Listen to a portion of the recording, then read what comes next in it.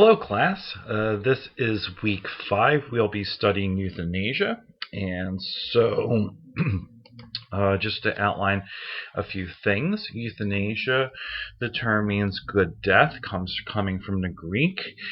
We have several introductory pages to Boss's book that I want you to read before we read the 3 articles that will be assigned, which are Margaret Pabst Batten, The Case for Euthanasia, John B. Kelly's Why Assisted Suicide Laws Are More Dangerous Than People Acknowledge, and Ryan Anderson's Allowing Doctors to Kill Undermines Solidarity and Corrupts Medicine. So we'll be reading those articles. And as you're reading them, I want you to consider some of the moral issues that surround the practice of euthanasia, assisted suicide, etc. So we of course have the sanctity of life, that life from a deontological perspective. We could argue that the wrongness of killing in all circumstances, perhaps. There are also issues with regard to the autonomy and self-determination of the patient, like their wishes, what they want to experience or not experience when they're in the final months of their life. Also, such issues as non-maleficence, the principle of ahimsa, which means doing no harm, that can be argued from both perspectives, that euthanasia is permissible or not permissible, perhaps. So we can argue that keeping someone alive when they want to have a peaceful death may be causing more harm than allowing them to have a euthanasia. Other issues that we'll be talking about would be some virtues such as compassion and the principle of mercy, which Margaret Pabst Batten outlines in her article. Some other issues: the idea of death with dignity, and what does that mean? Other issues such as when we have a life that's racked by pain and suffering, what kind of quality of life is that? Is that a life worth living? So these are all questions that we will consider that are outlined in the introductory chapter. In the introductory section of Boss's chapter on euthanasia, and that will be explored in these articles. So for instance, in our article for Margaret Pabst Batten, she really goes into the ethical principle of mercy and why that establishes two corresponding duties that are established, and why then, according to this principle and these two corresponding duties, why then both active and passive euthanasia would be morally acceptable. It's important to understand that active euthanasia is when we actively bring about the death of someone. Passive euthanasia is when we do not engage in any outstanding measures in order to keep the person alive.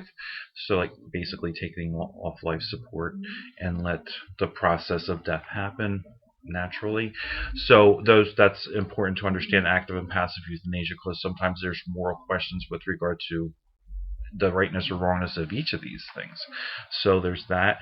Batten also outlines the principle of autonomy of the patient, why that the principle of autonomy should be respected, when we should balance it with a more paternalistic approach to safeguard the patient from doing harm to themselves unnecessarily. So there's that question too, and she does a good explanation of that. Sometimes we may encounter, which sometimes can lead to logical fallacies, but the slippery slope arguments.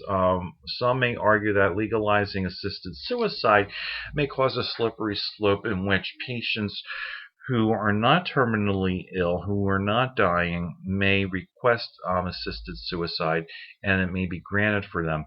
So Batten encounters some of those arguments and explains that as well.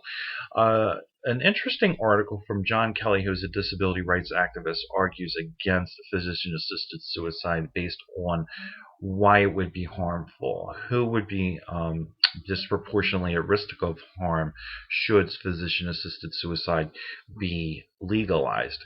And so these are very important ethical considerations with regard to euthanasia. As well, we have another article, a different article from Ryan Anderson, explaining from in the practice of medicine how physician-assisted suicide corrupts the practice of medicine and people in the medical profession, doctors, healthcare workers, etc. So these are all very good articles that I selected for us to analyze this week, just these 3 articles, as well as the introductory pages as outlined on our schedule. Also, you have a documentary that you'll view. It's entitled The Trouble with Dying. It was produced in Canada. So this is from Canada, as you'll see. You'll understand. But the same moral questions that are evoked from physician-assisted suicide really pertain to our society as well. They're not unique. So I outlined some questions for you to consider with regard to viewing this, after viewing this video, some things to consider in your discussion board piece with regard to the rightness or wrongness of euthanasia. When should it be legalized? Should physician-assisted suicide be outlawed? What are some guidelines if we do legalize it, et cetera, et cetera, et cetera. So you'll see all these questions. Now, it's important to understand when I write these discussion board post assignments and I give you suggestions to think about, you don't have to answer every single one of these questions. Remember, this is only a 1/2 page commentary that you're going to make. You're going to write 1/2 page with regard to outlining the ethical dilemma, the rightness or wrongness of the action. You can make an argument for or against as long as you back it up with stuff we've been learning, some of the moral theories, duties, and principles that we've learned so far, some of the things that our authors outline in our chapter this week. So definitely you don't have to answer all the things that I propose that you answer, or you don't even have to answer or consider those questions at all. You can consider other questions that you think might be important with regard to the moral dilemma of euthanasia.